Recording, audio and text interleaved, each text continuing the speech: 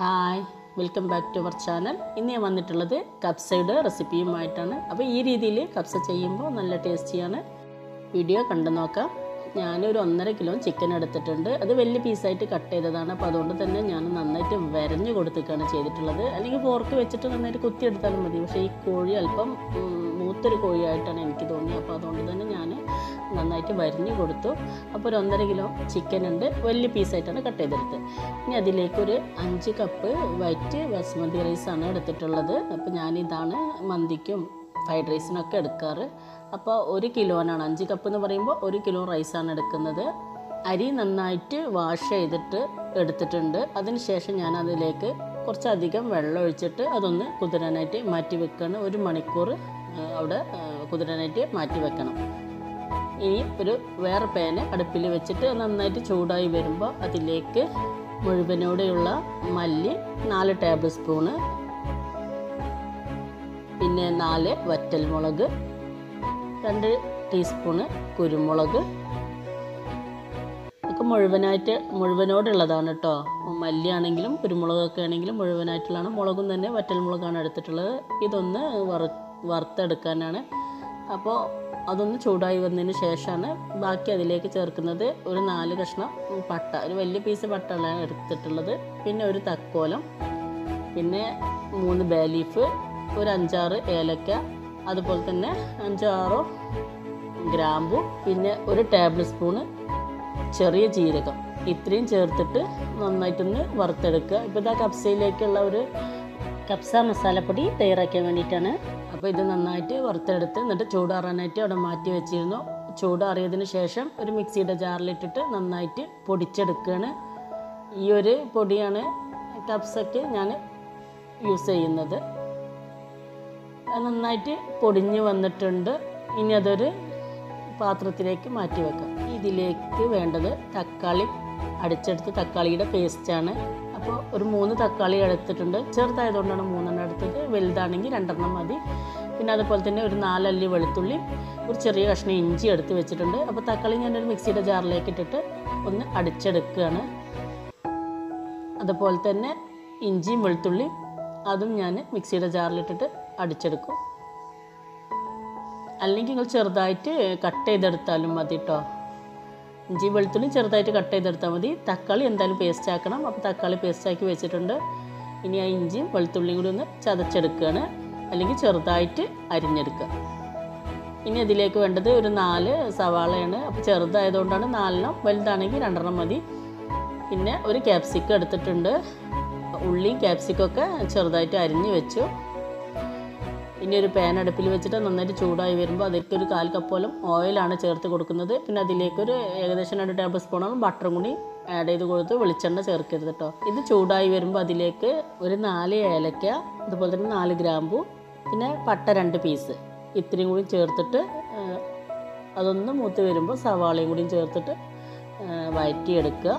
സവാള ഒന്ന് വാടി വരുന്ന സമയത്ത് അതിലേക്ക് ഇഞ്ചി വെളുത്തുള്ളി ഒന്ന് ചതച്ച് വെച്ചത് ചേർത്ത് കൊടുക്കുകയാണ്. ഇഞ്ചിയും വെളുത്തുള്ളിയും മിക്സിയിലിട്ട് ഒന്നിങ്ങോട്ട് ക്രഷ് ചെയ്തെടുത്തിട്ടുള്ളൂ കേട്ടോ. അധികം അരിഞ്ഞ് പോകണ്ട. അല്ലെങ്കിൽ നിങ്ങൾ ചെറുതായിട്ട് അരിഞ്ഞെടുത്താലും മതി. ഇഞ്ചിയും വെളുത്തുള്ളിയും ചതച്ചത് ചേർത്തിട്ട് അതിൻ്റെ ഒരു പച്ചമണം മാറുന്നത് വരെ നന്നായിട്ടൊന്ന് വാട്ടിയെടുക്കുക. ഇനി മുഴുവനോടെയുള്ള കുരുമുളക് ഒരു 1.5 ടീസ്പൂണും ക്യാപ്സിക്കം കട്ട് ചെയ്ത് വെച്ചിരുന്നല്ലോ അതും കൂടി ചേർത്ത് കൊടുത്തിട്ട് ഒന്നും കൂടി ഒന്ന് വഴറ്റിയെടുക്കുക.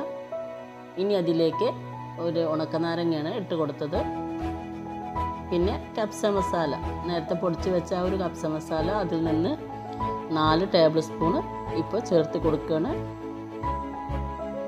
പിന്നെ ഒരു 1/4 ടീസ്പൂണോളം മഞ്ഞൾപ്പൊടി അത്രയും കൂടി ചേർത്തിട്ട് നന്നായിട്ടൊന്ന് ഇളക്കി കൊടുക്കുക. ചെറിയൊരു മഞ്ഞ നിറത്തിന് വേണ്ടിയിട്ടാട്ടോ, മഞ്ഞൾ അധികം വേണ്ട.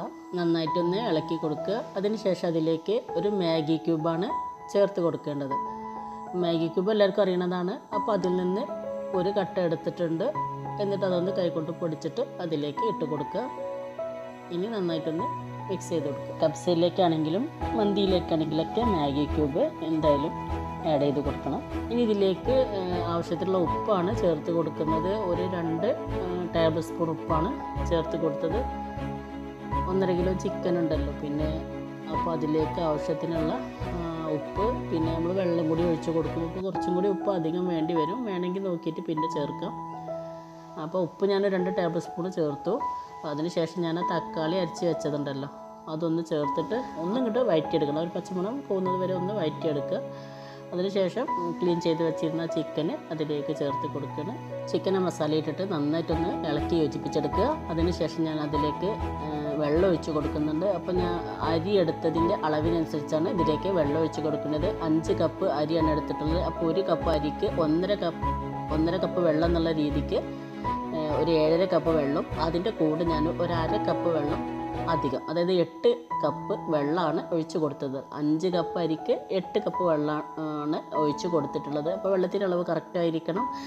അരി വെന്ത് വരുന്ന സമയത്ത് ചോറ് കുഴഞ്ഞു പോവാതിരിക്കണമെങ്കിൽ വെള്ളത്തിൻ്റെ അളവ് കറക്റ്റായിരിക്കണം. അപ്പോൾ 5 കപ്പ് റൈസ് എടുക്കണമെന്ന് വെച്ചെങ്കിൽ 8 കപ്പ് വെള്ളം ഒഴിച്ചെടുക്കുക.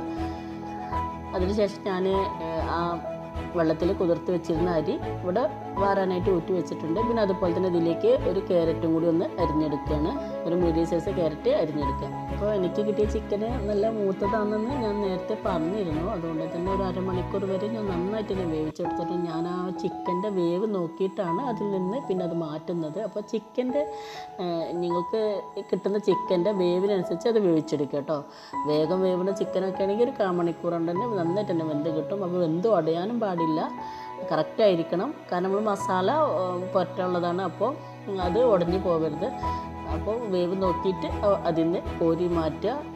എന്നിട്ട് ആ വെള്ളത്തിലേക്ക് ഞാൻ ഒരു ചെറുനാരങ്ങ നീരൊഴിച്ച് കൊടുത്തു. പിന്നെ നേരത്തെ അരിഞ്ഞ് വെച്ചിരുന്ന ഒരു ക്യാരറ്റും കൂടി അതിലേക്ക് ചേർത്ത് കൊടുക്കണം. പിന്നെ ഒരു 5-6 പച്ചമുളക്. ഇനി ഉപ്പ് നോക്കിയിട്ട് ആവശ്യമുണ്ടെങ്കിൽ ആ റൈസിന് ആവശ്യമുള്ള ഉപ്പ് ചേർത്ത് കൊടുക്കണം. എന്നിട്ട് അതൊന്ന് നന്നായിട്ട് ഇളക്കി കൊടുത്തതിന് ശേഷം അതിലേക്ക് ഊറ്റി വെച്ചിരുന്ന അരി ചേർത്ത് കൊടുക്കുക. അരി ചേർത്തിട്ട് നന്നായിട്ടൊന്ന് ഇളക്കി എടുക്കുക. അപ്പോൾ വെള്ളത്തിൻ്റെ അളവ് കറക്റ്റായിരിക്കണം. ഇനി ഇത് ഞാൻ ഹൈ ഫ്ലെയിമിൽ ഒരു 4 മിനിറ്റ് ഒന്ന് വേവിച്ചെടുക്കുകയാണ്. അതിന് ശേഷം ഫ്ലെയിം ലോയിലേക്ക് ആക്കണം. എന്നിട്ട് ഒരു 8 മിനിറ്റ് കൂടി ഒന്ന് വേവിച്ചെടുക്കുക. അതിനുശേഷം ഫ്ലെയിം ഓഫ് ആക്കണം. വേവിച്ച് വെച്ച ചിക്കന് ഒന്ന് മസാല തേച്ചെടുക്കണം. അതിന് വേണ്ടിയിട്ട് നേരത്തെ പൊടിച്ച് വെച്ച kabsa masala 1 tablespoon, 2 tablespoon Kashmiri മുളക് പൊടിയും, ഒരല്പം ഉപ്പും, പിന്നെ ഒരു മാഗി ക്യൂബും, അതിലേക്ക് ഒരു 1/2 ചെറുനാരങ്ങയുടെ നീരും, പിന്നെ 2 ടേബിൾ സ്പൂണ് സുർക്കയാണ് ഒഴിച്ച് കൊടുത്തിട്ട് അതും കൂടി ഒന്ന് ചേർത്ത് നന്നായിട്ടൊന്ന് കുഴച്ചെടുത്തു. അപ്പോൾ ലൂസ് ആവണം. നമുക്ക് ആ ഒരു ചിക്കൻ പറ്റിയെടുക്കണം. പിന്നെ ചിക്കനാണെങ്കിൽ വെന്തതാണ്, പൊടയാതെ നോക്കും വേണം. അപ്പോൾ അതിനനുസരിച്ച് വെള്ളം ഒഴിച്ചിട്ട് ആ മസാല ഒന്ന് ലൂസാക്കി എടുത്തിട്ട് എല്ലാ ചിക്കൻമേലൊന്ന് പറ്റിയെടുക്കുകയാണ്. വെള്ളം ആവശ്യമുണ്ടെങ്കിൽ കുറച്ചും കൂടിയൊക്കെ ഒഴിച്ച് കൊടുക്കുക കേട്ടോ. എന്നിട്ട് അതുപോലെ ഞാൻ എല്ലാ ചിക്കനും ഒന്ന് ആ മസാല ഒന്ന് തേച്ച് വെച്ചിട്ടുണ്ട്. ഈ ഒരു സമയത്ത് നമ്മുടെ റൈസ് ഏകദേശം ആയി വന്നിട്ടുണ്ടായിരുന്നു. അപ്പോൾ ഞാനതൊന്ന് ഇളക്കി കൊടുത്തു. ആ വെള്ളം വറ്റുന്നതിന് മുമ്പ് തന്നെ ഒന്ന് ഇളക്കി കൊടുത്തിട്ട് നന്നായിട്ടൊന്ന് ഒന്നും കൂടി ഒന്ന് മൂടി വെച്ച് വേവിച്ചെടുക്കാം. ഇപ്പോൾ 8 മിനിറ്റ് ആയിട്ടില്ല. അപ്പോൾ കുറച്ച് നേരം കൂടി ഒന്ന് വെന്ത് വരാനുണ്ട്, വെള്ളം ഒന്ന് വറ്റി വരാനും കൂടി ഉണ്ട്. അപ്പോൾ 8 മിനിറ്റ് ആകുമ്പോൾ റൈസ് കറക്റ്റായിട്ട് വെന്ത് കിട്ടിയിട്ടുണ്ടായിരുന്നു. ഇനി ആ ചിക്കൻ ഫ്രൈ ചെയ്യാൻ വേണ്ടിയിട്ട് ഒരു പാൻ അടുപ്പിൽ വെച്ചിട്ടുണ്ട്. നന്നായിട്ട് ചൂടായി വന്നപ്പോൾ അതിലേക്ക് ഒരു 1/4 കപ്പോളം ഓയിലാണ് ഒഴിച്ച് കൊടുത്തത്. പിന്നെ അതിലേക്കൊരു ബട്ടർ കൂടി ചേർത്ത് കൊടുക്കുന്നുണ്ട്. അപ്പോൾ ഞാൻ ആദ്യം ആ ചിക്കൻ ഇടുന്നതിന് മുമ്പായിട്ട് അതിൽ കുറച്ച് അണ്ടിപ്പരിപ്പും മുന്തിരി ഒന്ന് വറുത്ത് കോരുകയാണ്. നിങ്ങളടുത്ത് ബദാമോ അങ്ങനെ ബദാമൊക്കെ ഉണ്ടെന്നുണ്ടെങ്കിൽ അതും കൂടി ഒന്ന് ഇതിൻ്റെ കൂടെ വറുത്ത് കോരാട്ടോ. ബദാം വെള്ളത്തിലിട്ട് പൊളിച്ചെടുത്തിട്ട് അത് ചേർക്കുക. എൻ്റെ കയ്യിലില്ല, അതുകൊണ്ട് ഞാൻ കുറച്ച് അണ്ടിപ്പരിപ്പ് മുന്തിരിയാണ് വറുത്ത് കോരി വെച്ച് മാറ്റി വെച്ചു. പിന്നെ ഞാൻ ഈ ചിക്കൻ അതിലേക്ക് ചേർത്ത് കൊടുക്കണം. മസാല തേച്ച് വെച്ചിരുന്ന ചിക്കൻ ഉണ്ടല്ലോ, അത് ആ എണ്ണയിലേക്ക് ചേർത്ത് കൊടുക്കുകയാണ്. അപ്പോൾ മുങ്ങണ അത്ര ഓയിൽ ഒഴിക്കണ്ട. ആ ചിക്കൻ ഒന്ന് 2 ഭാഗവും മൊരിഞ്ഞ് വരാൻ വേണ്ടിയിട്ടാണ്. അപ്പോൾ ഈ ചിക്കന് ഇനി തിരിച്ചും മറിച്ചിട്ടിട്ട് ഒന്ന് ഫ്രൈ ആകുന്നത് വരെ ഒന്ന് ഫ്രൈ ചെയ്തെടുക്കാം. ഈ ചിക്കന് മാരിനേറ്റ് ചെയ്യുന്ന സമയത്ത് വേണമെങ്കിൽ നിങ്ങൾക്ക് റെഡ് കളറ് ചേർത്ത് കൊടുക്കാം കേട്ടോ. റെഡ് ഫുഡ് കളറൊക്കെ ചേർത്ത് കൊടുക്കാം. ഞാനത് ചേർക്കാറില്ല. നമ്മൾ വീട്ടിൽ ചെയ്യുന്ന സമയത്ത് അതിൻ്റെ ഒരു ആവശ്യമില്ലല്ലോ. അപ്പോൾ അതുകൊണ്ട് ഞാൻ അധികം ഫുഡ് കളർ ചേർക്കാറില്ല. അതിന് വേണ്ടവർക്ക് ചേർക്കാം കേട്ടോ. ഇപ്പം നമ്മളുടെ റൈസ് 8 മിനിറ്റൊക്കെ ആയിട്ടുണ്ട്. അപ്പോൾ റൈസിലെ വെള്ളമൊക്കെ വറ്റി കറക്റ്റായി വന്നിട്ടുണ്ട്. ഇനി ഇത് നന്നായിട്ടൊന്ന് ഇളക്കി കൊടുത്തിട്ട് അതുപോലെ തന്നെ അങ്ങ് അടച്ച് വെക്കുകയാണ്.